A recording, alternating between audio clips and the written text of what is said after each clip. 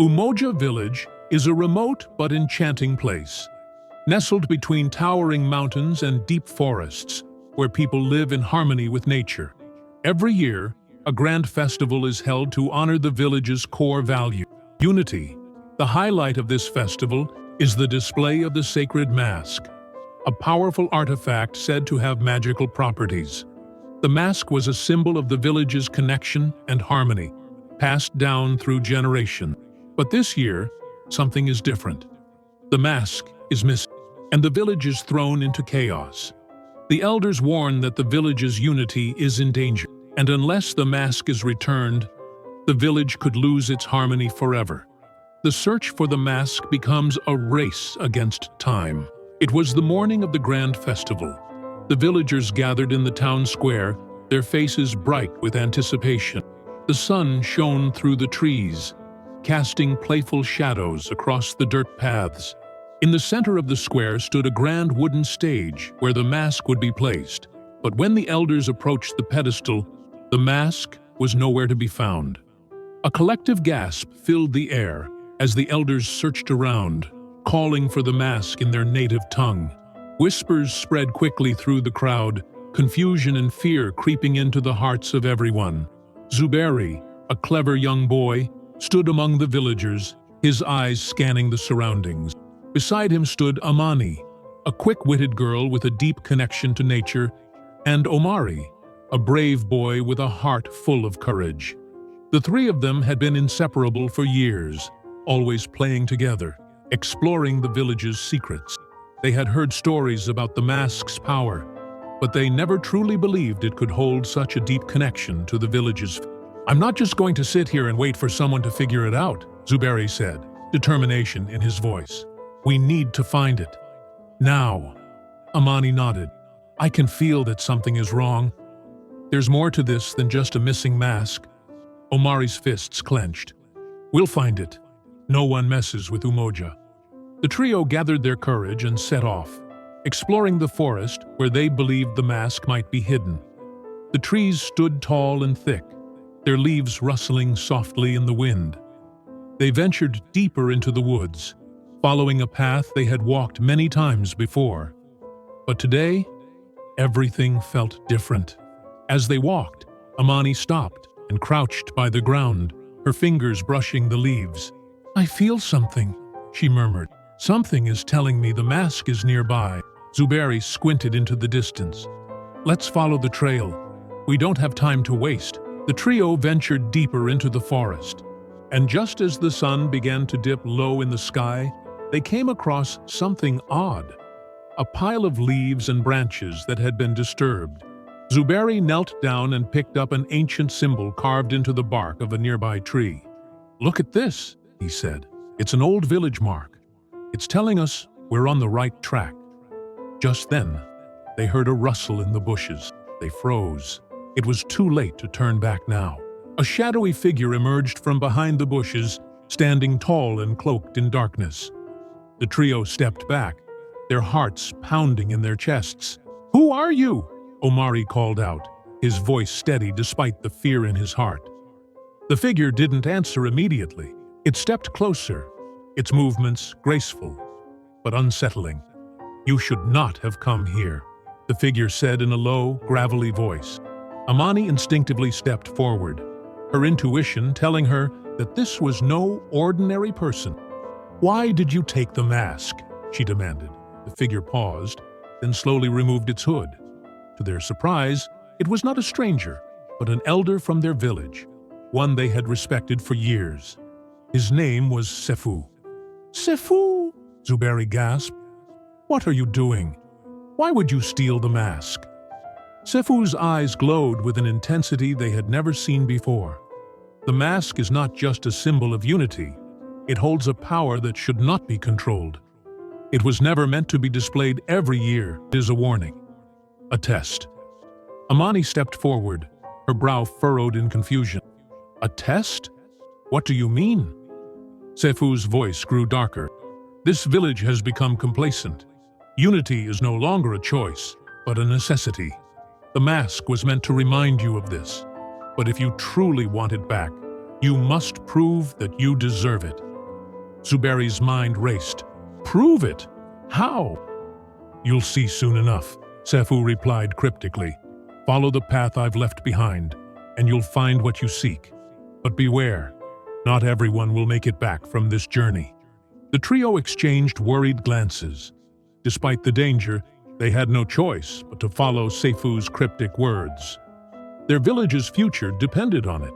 As the trio made their way through the thick jungle, they began to notice strange symbols carved into trees and rocks, guiding them along the path. The air grew cooler, and the shadows of the forest seemed to loom larger, casting a mysterious veil over everything. What is this place? Omari whispered, eyes wide with awe and fear. Amani stared at the symbol. I think we're walking through an ancient trial ground, a place where only those worthy could go before. Who would set this up? Zuberi asked. And why? Just then, a distant voice echoed through the trees. Only those who are pure of heart may pass. The voice boomed. The trio froze. They had been walking in silence for so long, the sudden sound startled them. The voice continued.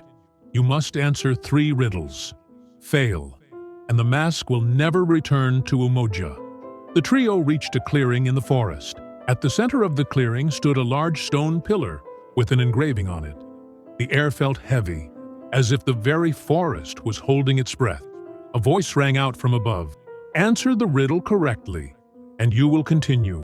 Fail, and you will be lost forever. The first riddle echoed in their minds.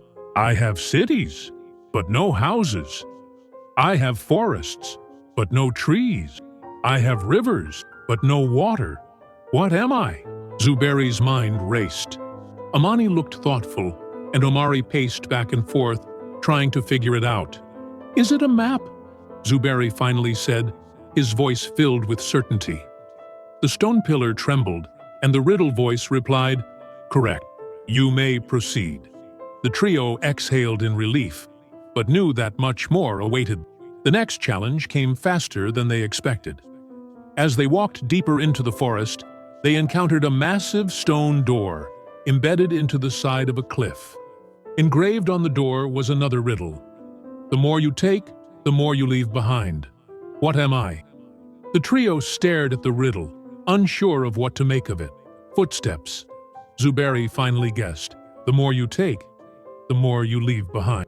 With a rumble, the door began to open, revealing a hidden passage.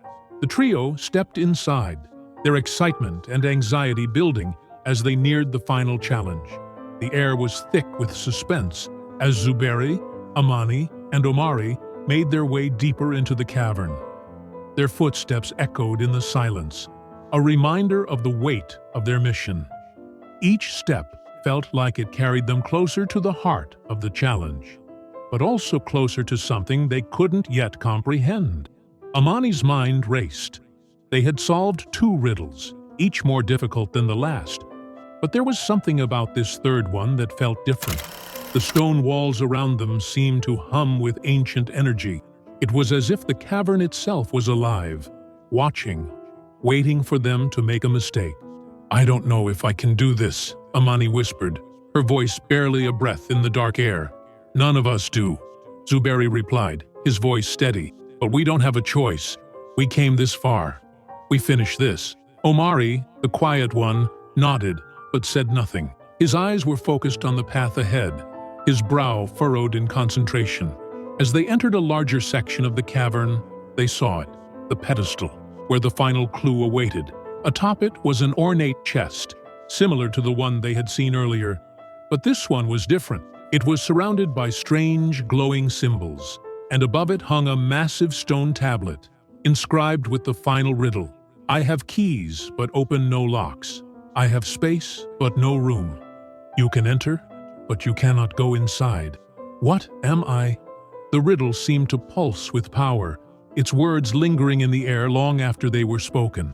The trio stood frozen in front of it, each trying to make sense of the words. It felt as though the cavern itself was challenging them. Zuberi stepped forward, his hand outstretched toward the chest. I think I know this one, he said slowly. It's a keyboard. As soon as he said the word, a low rumble filled the cavern. The ropes around the chest slackened, and with a soft click, the chest opened.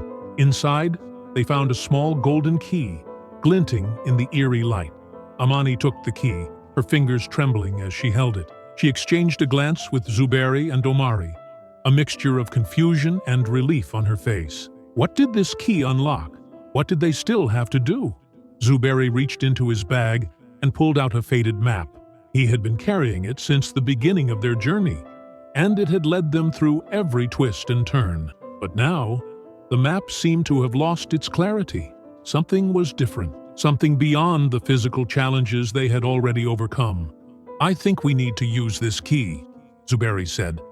"But where?" Before they could figure it out, a deep voice echoed from the shadows. "Only those worthy of the mask may proceed. The price must be paid."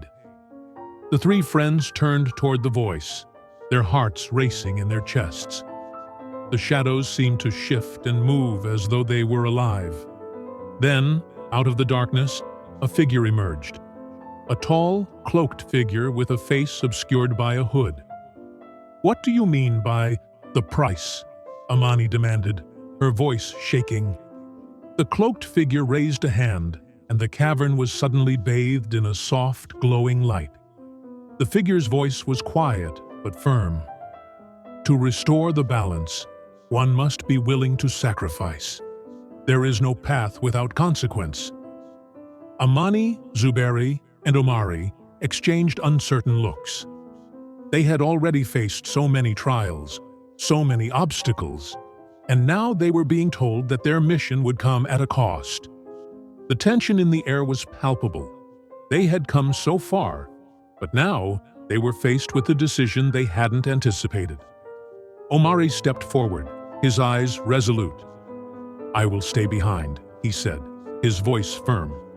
"The mask needs to be returned, and I will do whatever it takes to make that happen." Amani and Zuberi looked at him, their hearts breaking. They had been through so much together, but now Omari was willing to make the ultimate sacrifice. "No," Zuberi said, shaking his head. "We'll all go together. We've been through everything as a team. We can't let you do this alone." Omari smiled softly. "I have always known that one of us would have to make a choice like this, and I'm ready to do it."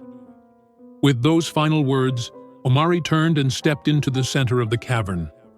The stone tablet above the pedestal began to glow, its words shifting and changing before their eyes. The room seemed to breathe, the walls closing in around them. "Are you sure?" Amani asked, tears welling in her eyes. "I'm sure," Omari replied, his voice steady. "You two take the mask back. You've earned it." Amani stepped forward and handed Omari the golden key. The moment he took it, the cavern shifted again, the light growing brighter, almost blinding. In that instant, the shadows that had surrounded them seemed to rise up, enveloping Omari in their embrace. The mask, now glowing with a brilliant light, floated into his hands. The voice echoed once more, soft but clear. "The price has been paid. The balance will be restored." And just like that, the cavern was still. Omari stood alone in the center of the room, the mask clutched tightly in his hands. The shadows around him faded into nothingness. Amani and Zuberi stood frozen, their hearts heavy with grief and awe. "Thank you, Omari," Zuberi whispered. Omari looked up at them, his face filled with peace. "You two are the future of this village. Don't let the past hold you back." With those final words, Omari was gone, vanishing into the very air that had once surrounded them. Amani and Zuberi walked slowly back to Umoja village, their hearts heavy with grief. The mask had been returned, but the cost had been great. Omari's sacrifice had saved them all, but it had left them with a sense of emptiness that no amount of success could fill. When they arrived back at the village, the people were still celebrating, unaware of the trials the trio had endured. But something had changed. The air felt different, lighter, more hopeful. As they walked through the village, They noticed that the people seemed to be more connected, more united.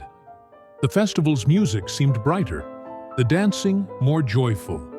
The unity that had been missing was now palpable in every corner of the village. Zuberi and Amani placed the mask in the center of the village square, and as the people gathered around it, they knew that their mission had been accomplished. The mask was more than just a symbol. It was a reminder of the sacrifices made and the unity that had been restored. "We did it," Amani whispered to Zuberi. "We did," Zuberi replied, his voice full of quiet strength. But as the celebration continued, both of them knew that the memory of Omari's sacrifice would remain in their hearts forever. The journey had changed them all, and they would carry the weight of their friend's final act with them always. The village was whole once more, but the lessons they had learned about sacrifice, unity, and the power of friendship would remain with them forever.